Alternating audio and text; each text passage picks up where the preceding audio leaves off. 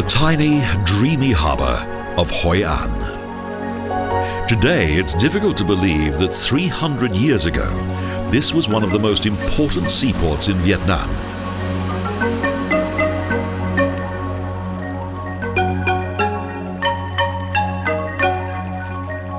Now, only small fishing boats lie at anchor in the harbour.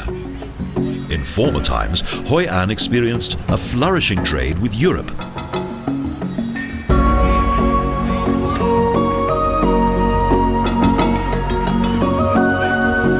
However, the harbour is now the domain of local fishermen, and sharks are in popular demand.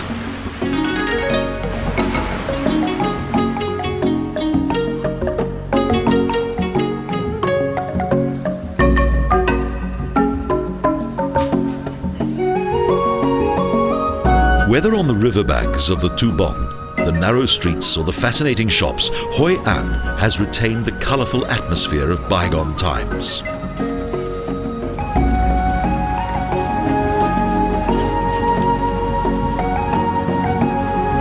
Life continued here as normal until, in the early 1990s, the tourist industry began to develop in Vietnam.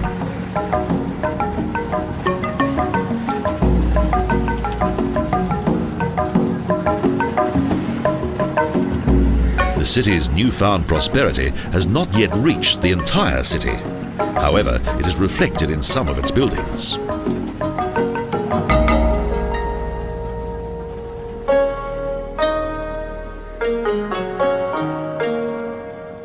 Both architecturally and culturally, Hoi An has been influenced by two nations, Japan and China.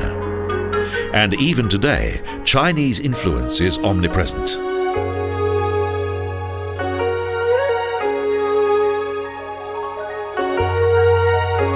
Many of the city's meeting halls, temples and homes are of typical Chinese design.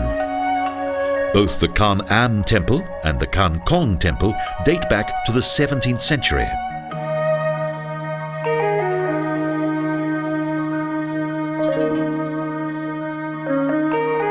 This sanctuary was built in honor of the legendary Chinese warrior general Can Kong in 1653.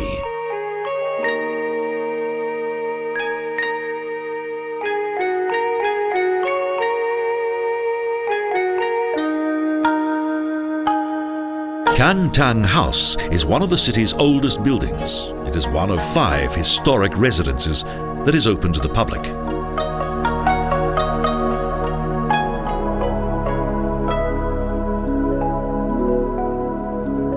Traditionally, each house consists of 2 buildings. In the front section, large family celebrations were held and goods were sold.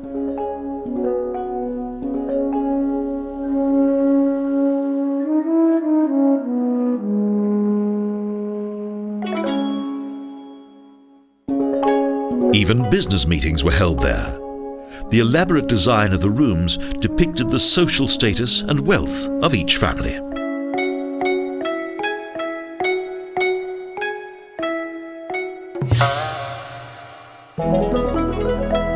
The houses close to Hoi An Market are far more modest. Each morning, the market stalls display a large variety of products and are a truly colourful and exotic sight.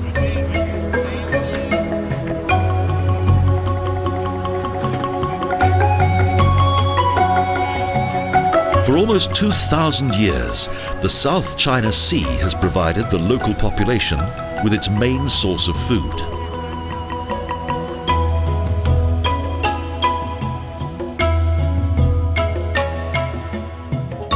Numerous arts and crafts, and most notably traditional wood carvings, still flourish in the old part of the town.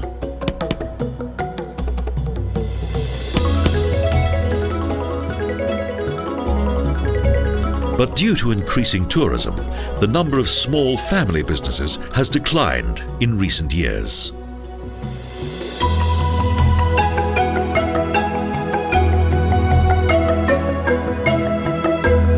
Despite the souvenir shops and other signs of tourism, time seems to have stood still in Hoi An, and it's a little like being in the middle of the 19th century.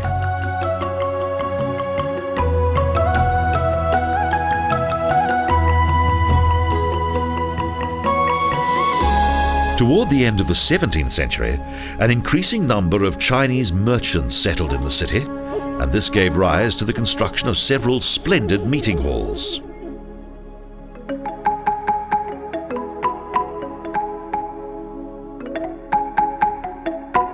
Business relationships were cultivated in these traditional communal buildings and new friendships made.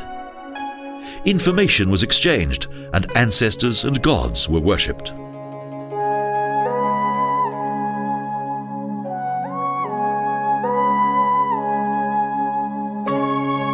Five Chinese clans dominated the daily life and trade of this prosperous harbour city.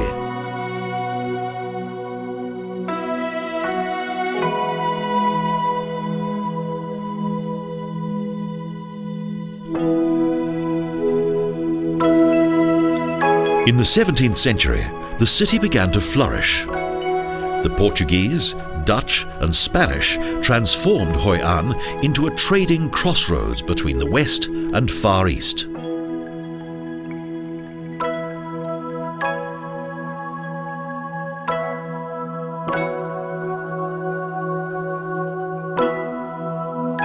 Pung Hung House unites various Asian architectural styles, an impressive mixture of Chinese, Vietnamese and Japanese elements.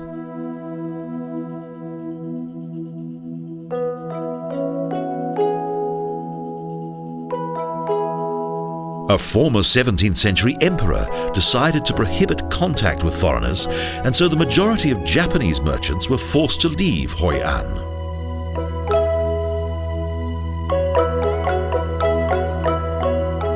However, many stately buildings remained, and they were used by various merchants.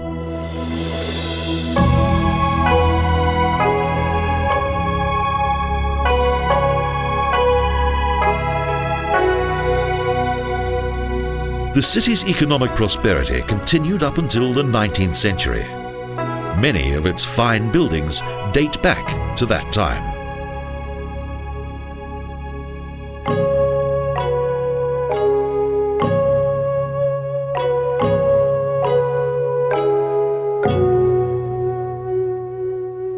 The bridges of Hoi An. They once connected the Japanese area of the city to the Chinese quarter.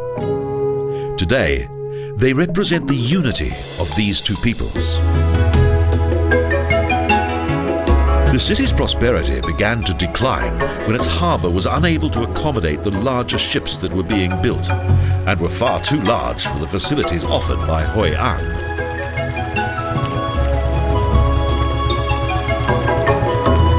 Hoi An Harbour drifted into further decline. The increasing silting up of the Tubon River prevented the larger vessels from reaching the harbour.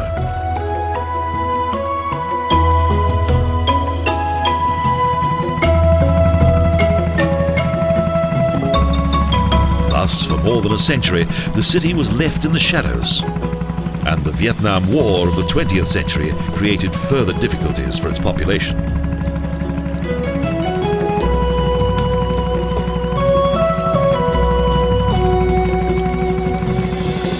But once again, it is beginning to prosper, and the historic ambience of this intriguing city may well mark a new beginning to the inhabitants of Hoi An.